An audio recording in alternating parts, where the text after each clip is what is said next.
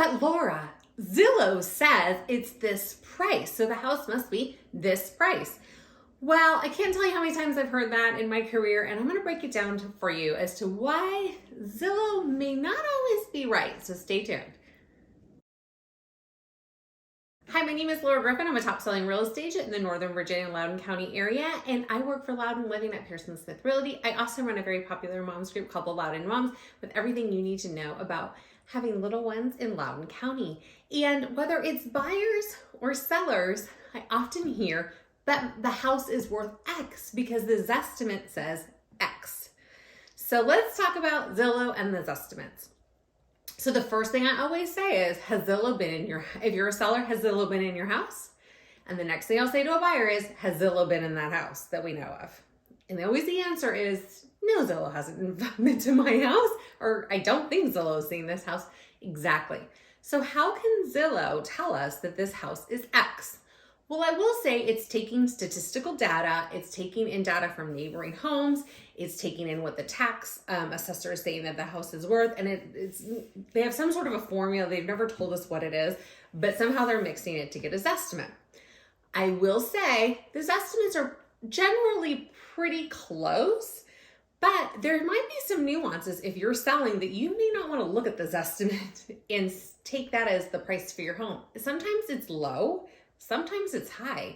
And what if your home has a ton of upgrades that maybe Zillow didn't take into consideration because your house has never sold before, or they don't know that you updated it in the last year, and they're just looking at what your neighbor sold their house for. And maybe your neighbor doesn't have a bump out, or didn't have an outdoor space like you do, or doesn't have a pool, or doesn't have a variety of other things that your house has. Maybe they've never done their kitchen in the last 20 years, but you have a new updated gorgeous in-style white kitchen, just is gorgeous with upgraded appliances, top of the line.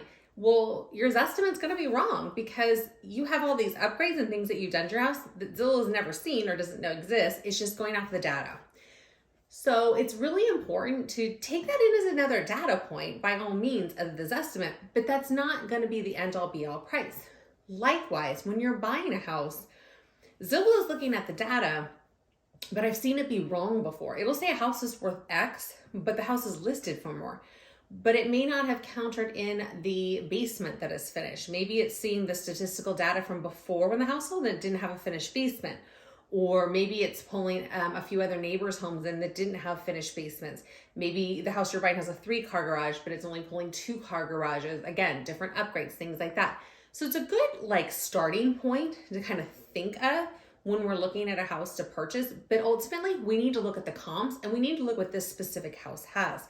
Because if this house has a pool and maybe $100,000 screened in deck with a fireplace and all the things, and all the comps that it's looking at didn't have that, the price for this house is going to be more than what this estimate is saying. Likewise, if you're selling your house and you have a lot more upgrades and things, you're going to want your house to price that you're asking to reflect your house and your upgrades, not what this estimate shows.